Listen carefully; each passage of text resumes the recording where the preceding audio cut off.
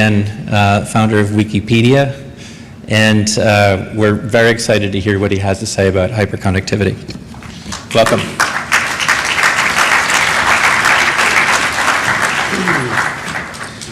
Super. Great. Sorry about that. Last week, the excuse that everybody had was that it was UN week and the whole city was snarled. This week, I have absolutely no excuse except I was sitting in the back, drinking coffee, waiting for them to come and get me. So here I am. Great. So today, what I'm going to talk about is the concept of hyperconnectivity. And what I'm wanting people to think about is how things have changed over time and where we are today with consumers, and not just as consumers, but as citizens, as human beings, as people in the world, and how we live our lives and how that's changed and what all the different kinds of impacts are on our culture and so forth. I assume this clicker, ooh, I love this, is this, okay. Usually I make my own slides and they're really, really crappy, but this time the staff made me these slides and I love this part. Whoosh. Nice. All right. Yes. So just to set the framework, think about the era of Mad Men. So if you go back and you think about the past, not that long ago, it's an era that we still recognize in many ways. It doesn't feel like it's Victorian England or something. It's an era that we recognize, but many, many things have changed very quickly since the Mad Men era. If we think about how did people function in an office environment back then, we had, you know, the typewriter instead of the computer and the laptop and the iPad and so on. The old-fashioned telephone, the Rolodex, you know, we had the secretary pool who would send messages, so forth. I was talking to somebody last night who's was saying when they were young, the mother said, "Oh, you should not learn how to type because if you learn how to type, you'll be in a career that involves typing, and instead you should have somebody to type for you."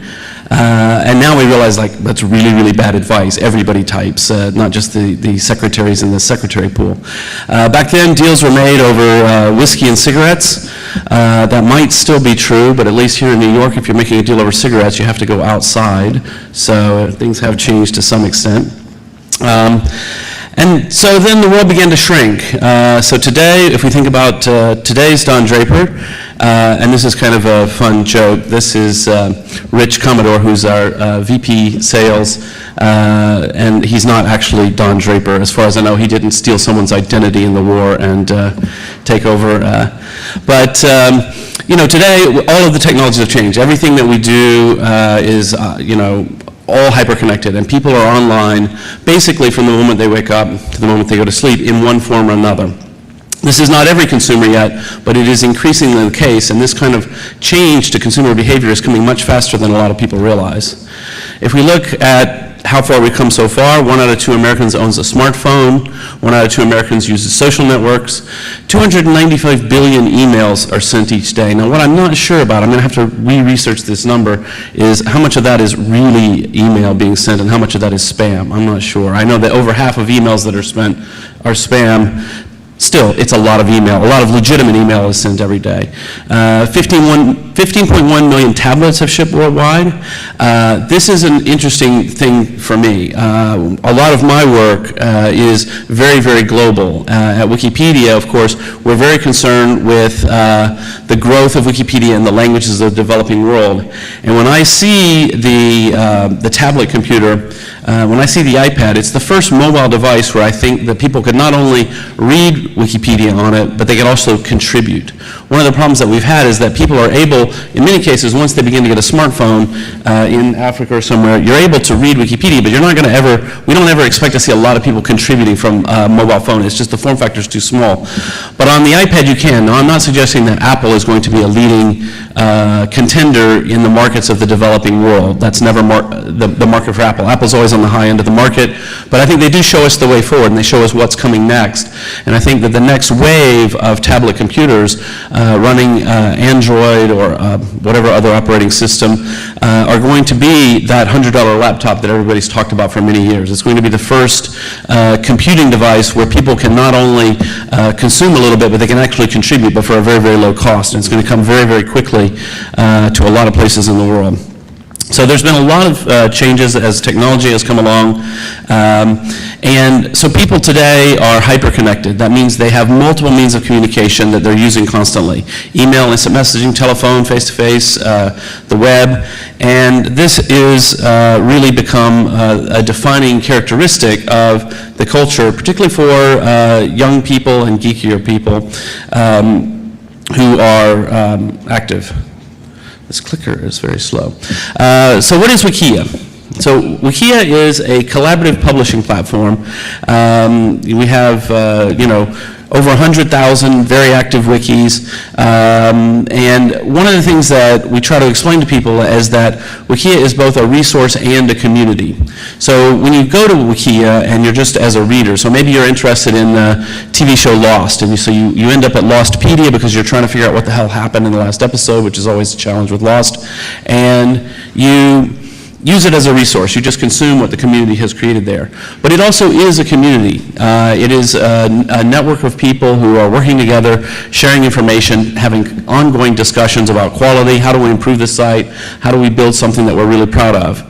And so it's become interesting as a community because it is, I think, something somewhat unique, where we have people doing things that are much deeper and much more in-depth than what you think of in a social network. Most social networking sites, you basically, what do? You post a tweet on Twitter, you put some pictures on Facebook, you post a status update. Whereas at Wikia, this community is actually building something in the manner of Wikipedia, but they're building things far more diverse and far more wide-ranging than this. We're very, very popular. We index very high for males, 18 to 34. That is our core demographic. As you might expect, this does tend to be the tech early adopter crowd, but we are moving beyond that as well.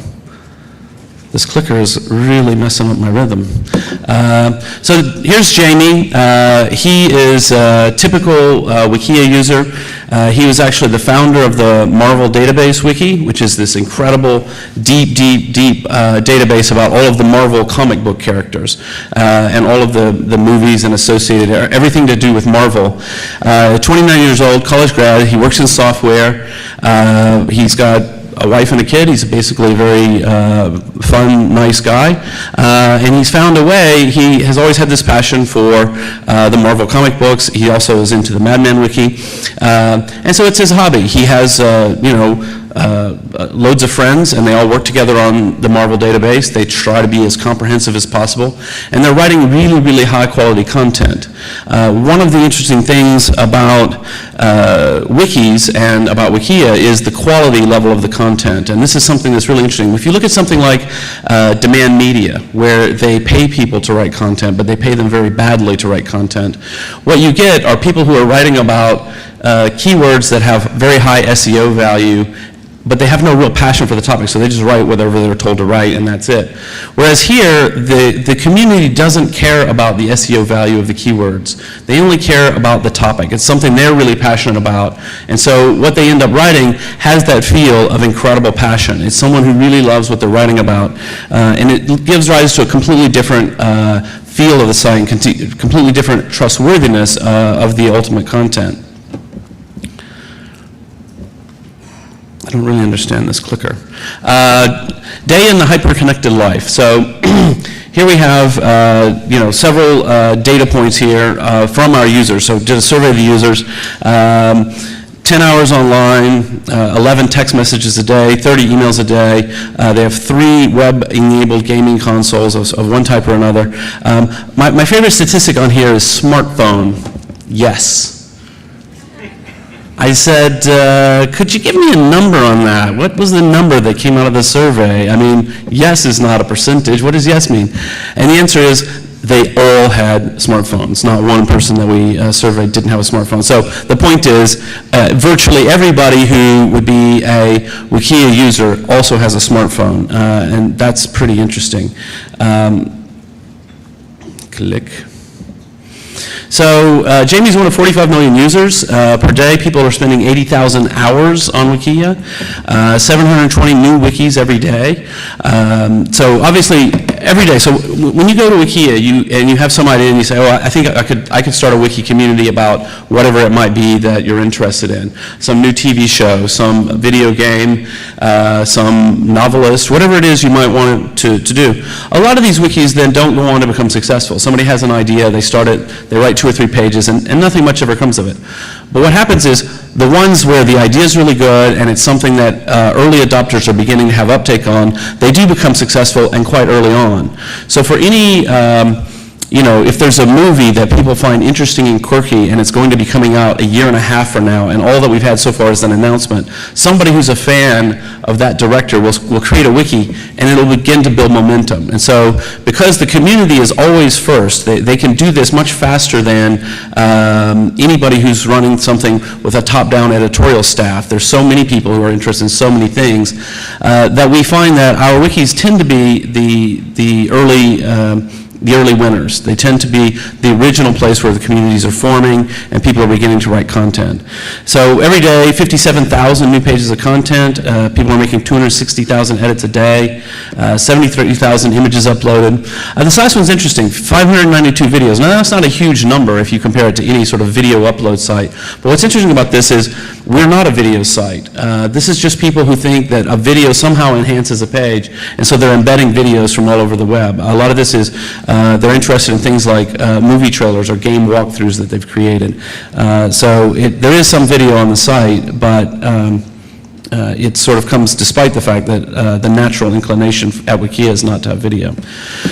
So the question for everybody who's involved in trying to reach consumers these days is these 4 questions, and I'm going to tell you then about some of the experiences that I've had, some of the things that we've come up with at Wikia that seem to be partial answers to these questions. So first is, how do you stand out among the white noise? How do you reach your consumers meaningfully? How do you keep up with their communication preferences, because people are in all kinds of formats all the time? And how do you choose from all the media options out there? So 4 lessons, which I think give at least some hints to some answers to this. One thing that we absolutely know is give users control to get authentic content.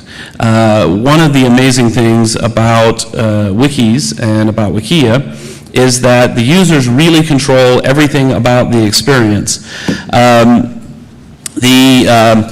We don't really control it. So when we think about the people in the office are not deciding what goes into the Mad Men Wiki. There's no editorial staff whose job is to figure out which movies to write about or which Marvel comic database entry should be filled out next. It's the end users who make all those decisions. They even make their social rules about who to ban from the site or who to allow to edit. If someone's misbehaving, how do they decide that? We leave that all in the hands of the community. Now, we do have very experienced staff members who come from a long history of working in wikis who give advice and help. We often will help with redesign issues to make the wikis look prettier, and people, they love coming to our staff and saying, hey, I saw this other wiki and it's really cool looking, how do I do that? And then we help them learn how to do those kinds of things. And we help them with the social issues and things like that. But in the end, it's their site. They control it. They decide what goes on there. And what that means is they take a pride of ownership. This is my wiki. This isn't just a place where I feel like, oh, I go and I just post a few things on there because I'm interested in this. They really say, oh, this is my wiki. This is our wiki. This is a group of us who've gotten together. We're going to do something. And because they feel a sense of ownership, they want to do something really, really good. Click. I think this is connected to a human being who may not be listening. Okay. User-generated content is trusted. It encourages contributors to promote the content. This is one of the interesting things that we know at Wikia is that as we've grown to now be I haven't looked at the numbers this morning, but we're ranked about number 48 on the internet according to QuantCast. So in the top 50 of our websites. And we know that our contributors have spent more on advertising than we have, and it's really interesting. So we've seen things like people buying Google keywords to get people to their wiki. We've seen people print up brochures and go to a conference to promote their wiki and to hand out and say, hey, we've got a wiki about this topic, we want you to come and contribute. So because they feel the sense of ownership, because we genuinely give them ownership of it, they feel like they should promote it, and so that's helped us to grow. They provide information sources for prospects and customers. A lot of the wikis are centered around certain products. One of my favorite is the Canon Hacking Development Kit wiki, which is a wiki all about how to hack your Canon camera. So it's a group of people who've written software that you can download into your Canon camera to enhance the functionality in various ways. Now what's interesting about that is I'm a geek, let me tell you, but I'm never going to write software for my camera. Like, that's too geeky even for me. However, what I will do, because on this wiki they have very clear and easy instructions to how to download their software and install it. Oh, I'll do that. I can download software and install it in my camera if that's a good feature. And so this hardcore group, this really core inner circle of people who love Canon cameras, who love photography, who love programming, they create something that then they pass out to sort of the general influencer community. So I'm not a super influencer, but I'm an influencer because when my mother says to me, hey, I want to get a new digital camera, which one should I get? I told her, get the Canon because I can download this cool software and it gives you a lot of enhanced functionality. And so those kind of circles of influence are really important, and the people who are writing the wikis are often the people who are very keen to provide really detailed information about this product or this movie or whatever it is that they really, really love. So it allows for critical feedback and brand conversations, although what's interesting about the wikis is the brand conversations are really dominated by the people who already love the product. That's been something that we've seen over and over and over again. If you have an open message board, you may find it filled with people ranting, oh, I hate this, this sucks, this sucks, this sucks. Whereas on the wiki, if you go onto the Muppet Wiki, for example, and you start slagging off Kermit, the community is just going to shut you down. They're going to be like, look, this is a Muppet fan page. We're happy to talk about whatever you want to talk about, but let's be polite and let's be thoughtful about it. It forms a tight community. These are very close communities. They're people who know each other. They're in conversation every day about what it is they're trying to create. So just go into one of our verticals, the Wikia gaming vertical. In July alone, people made 786,000 edits. We have 2.7 million pages of content about various aspects of gaming. Now, to put that into perspective, English language Wikipedia has just around 3.5 million pages of content. Wikipedia is about everything in the world, everything, it's a general encyclopedia. And yet, Wikia, with 2.7 million pages of content on just gaming alone, far surpasses it. People trust it because it's created by their peers. This is surveys of users. And 65% of our users say that wikis influence their game buying decisions. So this has really become a place that people turn to more than they would turn to gaming magazines and things like that they might have turned to in the past. Let them go deep. I've already hinted at this. These wikis can be very, very, very deep content. Unlike the encyclopedia model at Wikia, where the community there will say, okay, we're going to limit this. We can only have a certain number of articles. And at Wikipedia, we're very, very passionate about good quality references, no original research. These are some of the basic rules of Wikipedia, because Wikipedia strives to be a well-documented encyclopedia, not a general discussion forum or something where people post their own original ideas. At Wikia, a lot of what people are posting is original ideas. There are no valid published academic sources or newspaper articles about what happened in the last episode of Lost. It's original research in a way that people watch the episode and they catalog everything that happened. They go and they write the biographies of all the characters. And so it allows people to share every minuscule detail. People go into incredible detail about all kinds of things, and this exposes the passion of the real fans. So the Glee Wiki is, I think, a good example. So there's 1,000 pages of content about Glee. Fans spent greater than 45 years on the site in 5 months. So this is, again, an example of their incentive to promote the site. The Glee Wiki community created videos. They created a Tumblr, a YouTube channel. for the purpose of promoting the Glee wiki. So they created things, media, and other channels to promote their wiki. So by harnessing this community, the Glee franchise, the Glee brand, now has a community of passionate users who've organized themselves on the wiki to write everything about the show, but also to go out and promote that wiki to other people. So the fans, created their own viral vocabulary, top 10 lists, fan fiction. They build teams. They make plans of, okay, what are the subjects we need to cover? What are the, different kinds of things? They get onto, on the wiki we have a chat function, and they get on during the episodes and discuss the episode as it happens. So they really want to have the highest quality, deepest resource possible that they can find. Give them every way to communicate. So for us, mobile is a core part of our strategy going forward. Already we're seeing 1 in 10 visits to Wikia are from a mobile device. That surprised me when it first started to happen because I was a little bit behind the curve personally. You should see the crappy phone I had 2 years ago. But now this is becoming increasingly big. Smartphone and tablet use is trending up, and on a percentage basis it's displacing the PC share. It becomes a larger percentage every year. And so we've seen a 10x increase in the mobile share in the past 2 years. And so we think it's really important that when we think about our strategy for connecting with consumers, we need to be in every platform, and we need to make sure that using Wikia is comfortable in every platform. So we're investing in making sure that experience is really good. We have an app, a game guides app. So gamers use their smartphone on a second screen during online gameplay. So let me explain that. This is what we see from users. They're playing a game either on their computer or on Xbox or on whatever mode they're working on, and because their screen is full, so maybe they're playing World of Warcraft and in full screen mode, they can't on their screen go and read the help guides at Wikia. So what they do is they get out their phone and they're using Wikia on their phone as they're playing a game. So that's really interesting to me. That as a way, it's an example of how when we look at the numbers for television versus online, for many kinds of things, we think people are doing both at the same time. People are both watching Mad Men and on the Mad Men wiki at the same time on their mobile device. Click.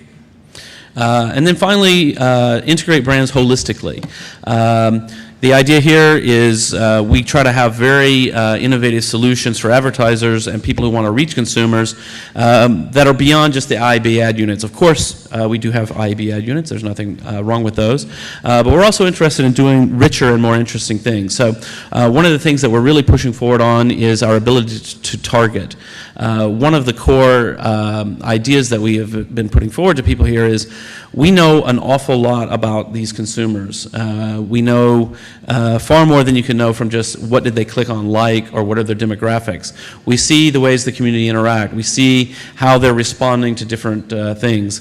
And so it's possible for us now to target different segments of consumers based on their behavior. So for example, if you want to reach remember my CHDK example, the Canon example, if you want to reach the really super geeky, super influencers, that's one message you want to have to them. You want to say, hey, there is a new Canon website where we're going to teach you how to program your Canon camera, write software for it. Maybe they would do that. They haven't done that, but maybe they would. That's just an example. Whereas if you're trying to advertise to my mother, you might say, hey, a different set of things. So we're trying to do more about targeting than anybody's ever done before in this type of space.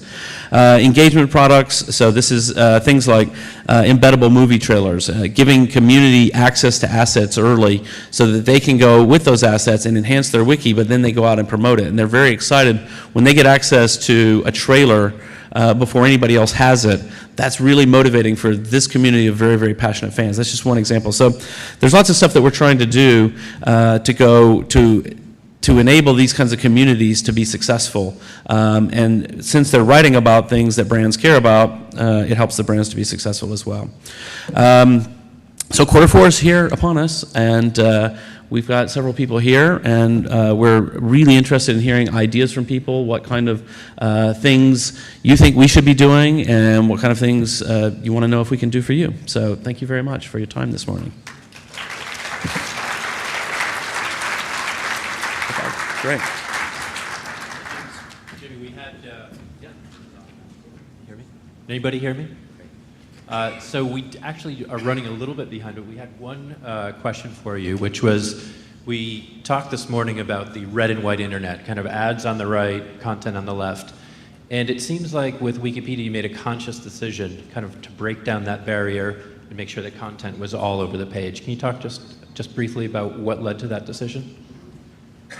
Well, Wikipedia is owned by Wikimedia Foundation, which is the charity I set up. It is a charity with the goal of giving a free encyclopedia to every single person on the planet in their own language.